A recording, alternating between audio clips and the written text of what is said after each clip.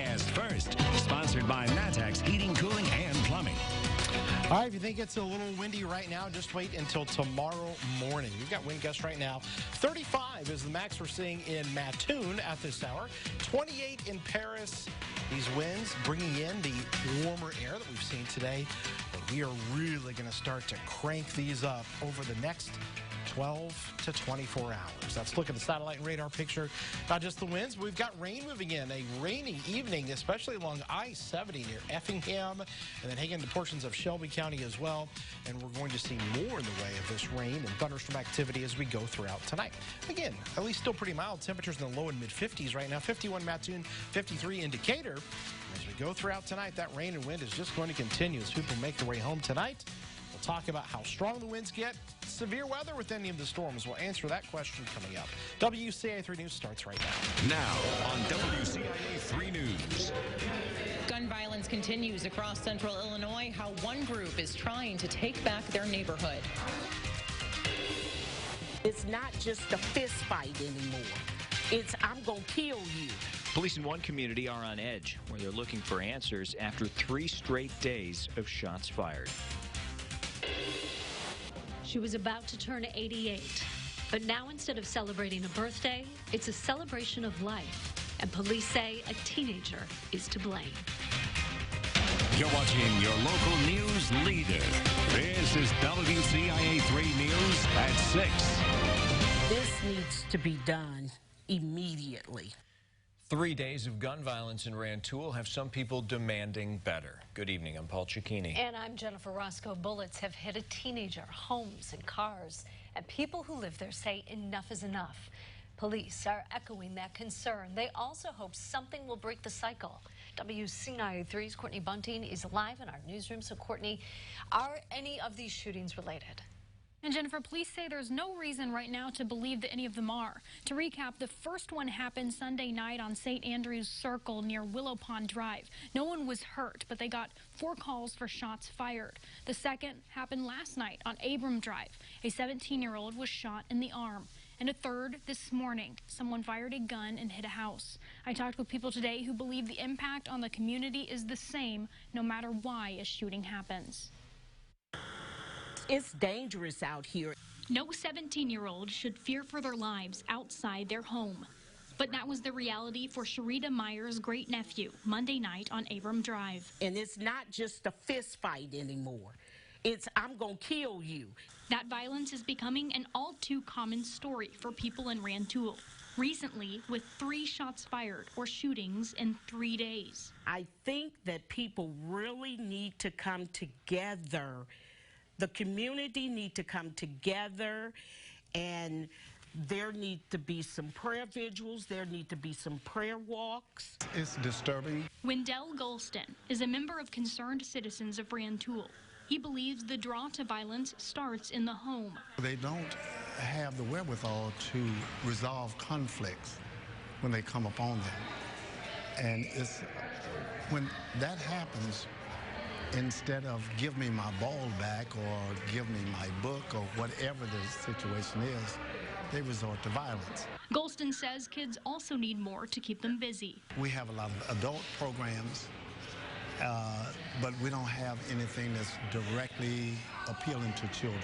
Police want to reassure people they're doing what they can to stop the violence. We've got limited manpower, but basically use our resources more effectively and focus on the areas where the problems are. We'll do some targeted patrol, stuff like that, just basically be seen in the area to try and prevent a similar incidents from happening.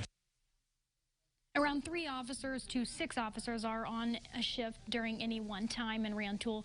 Police say they are a couple short right now because some are out for training. Live in the newsroom, Courtney Bunting, WCIA 3, your local news leader. Courtney, thank you so much. Now, anyone can be part of the Concerned Citizens of Rantoul. Their next meeting is the 2nd Monday in December. It starts at 7 o'clock at Rantoul's Public Library. We have new details about a shooting in Urbana. Police arrested a man for his involvement, and they say he's the same guy who shot himself in the foot in August and tried to cover it up. The shooting happened last Thursday on Brookstone Court. When police got there, they found a 23-year-old man shot in the torso. This morning, they arrested 25-year-old James Brown for aggravated battery with a firearm. They say he previously had his void card revoked. Police say Brown told them he was shot during a drive-by back in August. He later revealed he accidentally shot himself. Champaign community leaders called for a forum to talk about violence after a shooting in that city on Thursday. That's right. Then 2 more shootings happened over the weekend. 7 people in all were hurt. Now those community leaders are trying to rally people to fight back against violence. WCIA 3's Emily Braun is live in Champaign. Emily, what's the main goal of this forum?